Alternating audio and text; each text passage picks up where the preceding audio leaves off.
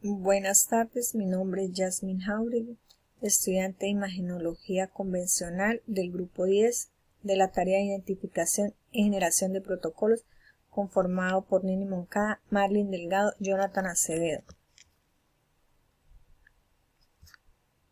Les voy a hablar sobre las proyecciones del tórax. El tórax tiene proyecciones de las cuales son más utilizadas la posteroanterior, la lateral y la lordótica.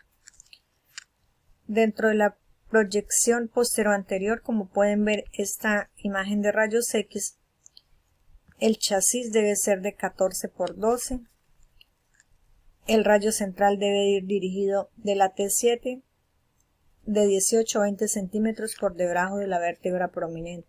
El diagnóstico puede ser por dificultad respiratoria, por trauma de tórax, dolor en el pecho.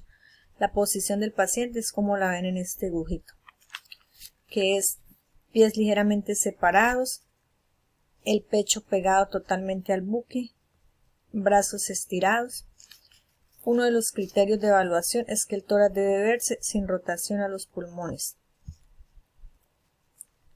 Les voy a hablar sobre el abdomen. Algunas proyecciones del abdomen son de cúbito lateral y anteroposterior, las más comunes. El chasis debe ser de 14 por 17. El rayo central es a nivel de la cresta ilíaca. La posición del paciente es en bipedestación o dorsal. Extiende las piernas y los brazos hacia los lados. Uno de los criterios de evaluación es que debe observarse la parte del hígado, el vaso y los riñones, hasta incluir en las sínfisis de la pubis en el abdomen inferior.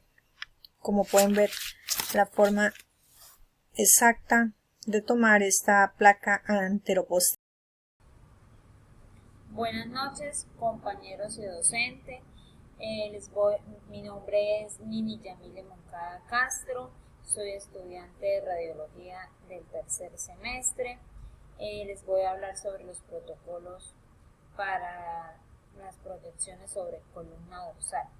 La proyección de esta imagen que podemos observar, este dibujo es a mano alzada y esta es en rayos X.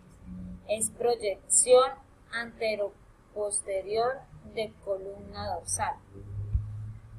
Para tomar esta rayos X se utiliza un chasis de 35 por 43 centímetros y 14 por 17 pulgadas. El rayo central es nivel D7, línea interna mamaria, superior de 2 a 3 dedos por encima de los hombros, que es acá, superior de 2 a 3 dedos por encima de los hombros. Inferior 5 a 6 dedos por debajo de la porción distal del manubrio external. Derecho, acá, derecho a izquierda según la anatomía del paciente. El diagnóstico puede ser trauma, dolor y una posible fractura. La posición del paciente como podemos observar en la imagen es posición de cúbito supino. El paciente se coloca sobre la mesa, se juntan los hombros para que estén en el mismo plano transversal, se flexionan las piernas, que son las extremidades inferiores, para que así la escápula quede en contacto con la mesa.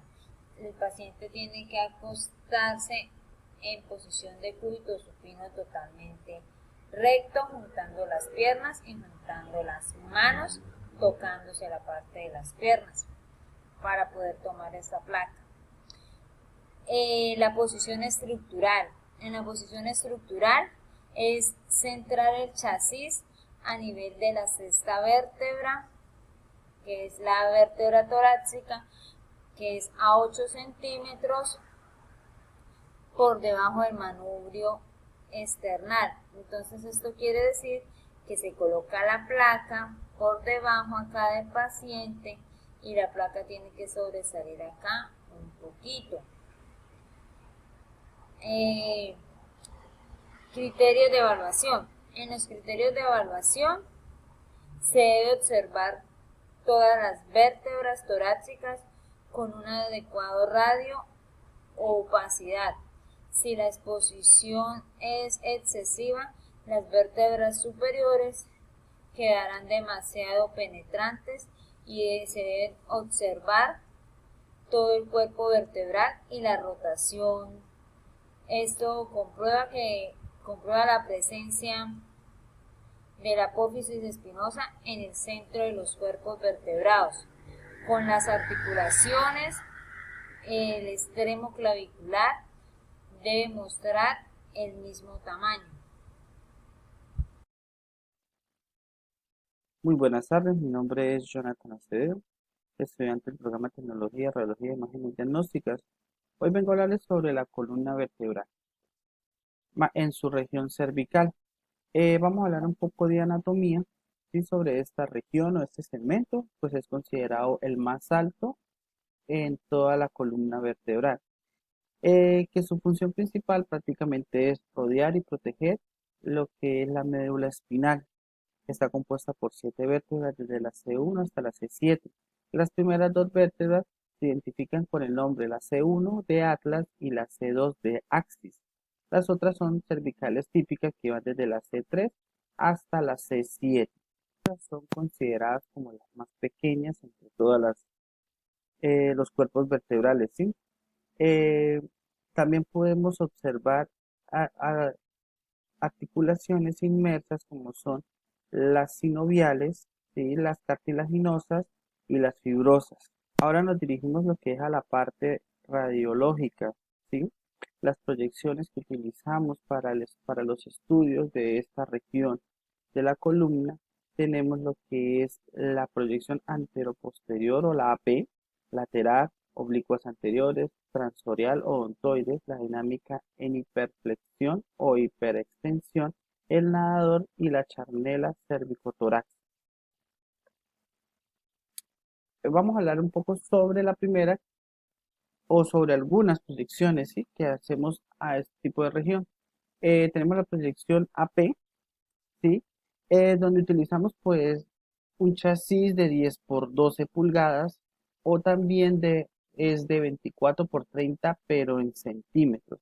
Está aplicado pues a pacientes que manejan traumas ya sea por accidentes o caídas y pues manejo del dolor, ¿sí? Ubicamos pues al paciente en bipedestación con el buki de muro que apoyado la cabeza y el cuello bien erguidos, los brazos pegados al cuerpo y paralelos. Y el rayo central y la colimación pues está a nivel de C4, ¿sí? De 5 a 15 grados caudocranial, superior a la punta de los mastoides, ¿sí? Inferior pues a las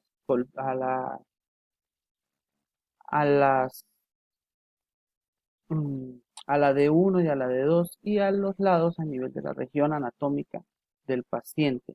En los criterios de evaluación, pues tenemos que observar lo que son la vértebra desde la C1 hasta la C7, ¿sí?